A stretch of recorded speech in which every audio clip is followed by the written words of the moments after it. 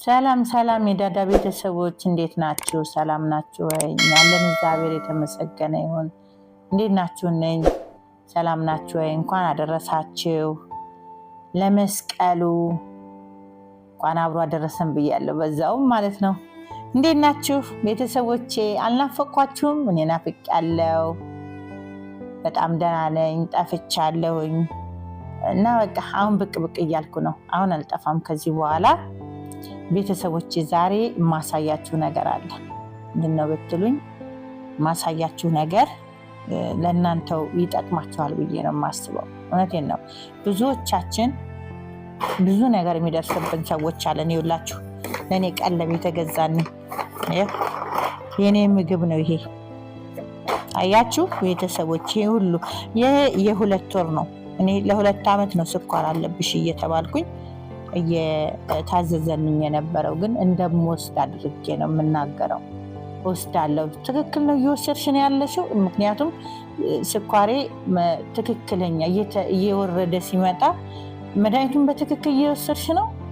ያው ቼክ ያደርጉኛል። ቼክ በምደረግ ሰዓት ብዙ ጊዜ ይጠይቁኛል። አዎ እየወሰድኩ ነው። ምክንያቱም ገንዘብ እየወጣ ለምን ትታያለሽ? አንዳንድ ጊዜ እነሱ ይከፍሉልኛል፣ አንዳንድ ጊዜም ራሴ እከፍላለሁ። ራሴ በምከፍል ጊዜ ችግር የለብኝም፣ ወቀሳም አይመጣብኝም። ግን አንዳንድ ጊዜ ደግሞ ራሳቸው የሚገዙበትም ጊዜ አለ እና ያ ነገር ሲፈጠር እኔ ራሴ እንትን ለማለት እየወሰድኩ ነው እላለሁ። ግን ይሄ የ2 ወር ነው። የ2 ዓመቱን ባሳያችሁ ደግሞ ይሄኔ በማዳበሪያ ይሞላል። እውነቴን ነው የምላችሁ።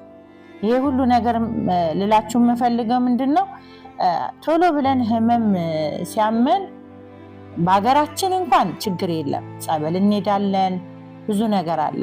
ግን በሰው ሀገር ላይ ያለነው ቶሎ ብለን እንደነግጣለን። ድንጋጤ ቶሎ ብሎ ነው እንትን የሚለን እና እነሱ እንኳን አሞናል ስንላቸው የራሳቸውን መድኃኒት ይሄ ለእንትን ነው የሚሆነው፣ ይሄ ለራስ ምታት ነው የሚሆነው፣ ወዴንም አመመኝ እንበል ይሄ ለቁርጠት የሚሆን ነው እንጂ እኔ ትናንትና የሰጠኝ ነው አሁን ለታ ያመጣኔ ነው እያሉ የራሳቸውን መድኃኒት ለምን እንደሆነ እንኳን ሳናቀው እንወስዳለን።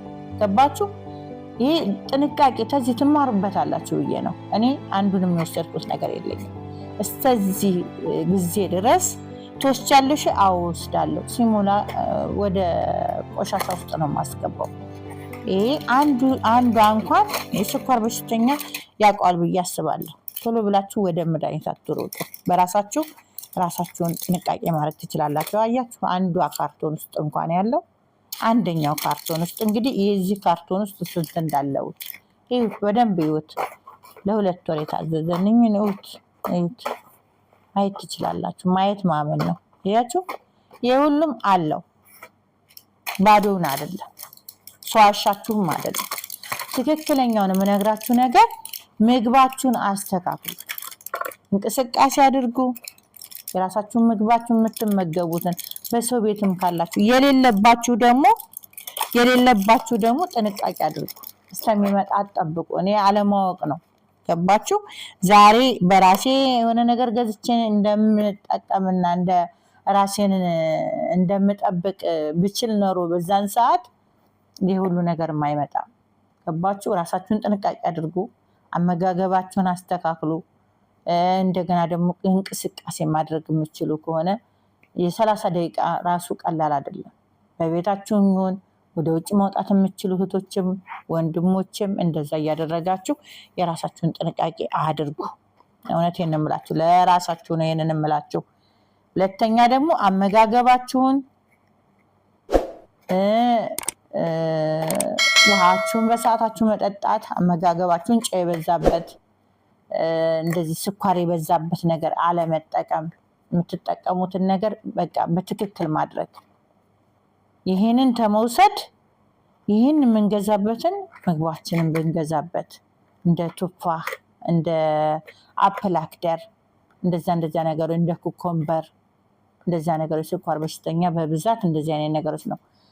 ቅጠላ ቅጠል እንደዚህ ሰላጣ ምናምን መጠቀም ያለባችሁ። እንደዛ እያደረጋችሁ መጠቀም።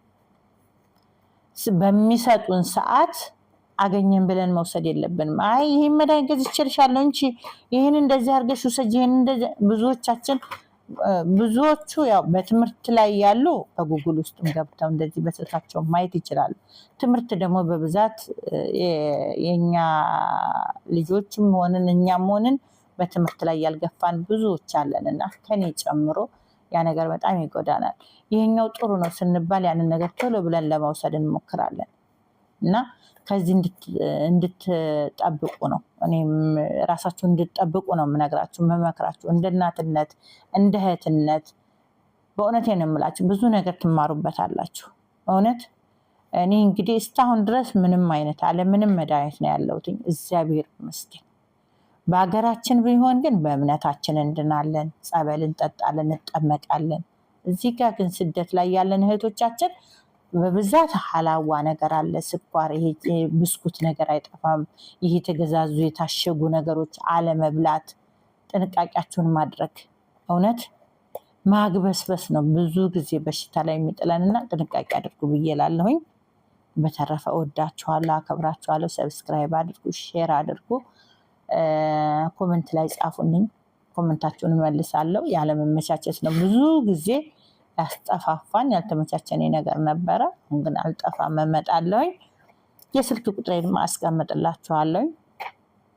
ያልገባችሁን ነገር ኮመንት ላይ ጻፉልኝ፣ እመልስላችኋለሁ። ተረፈ መልካም ጊዜ ይሆንላችሁ፣ መልካም በዓል። አዲሱን ዓመት ደግሞ የሰላም የፍቅር አድርጎንን ያሰብነውን አሳክቶንን እኛም ሁላችንም እንደ ፍላጎታችን እንደ ልባችን ማሻት አድርጎንን ጤናችንን ሰጥቶን የሁላችንንም ያስተካክልን እንላለሁኝ። እወዳችኋለሁ። ክበሩን እህቶቼ፣ ቤተሰቦቼ ሁላችሁም። ባይ ባይ።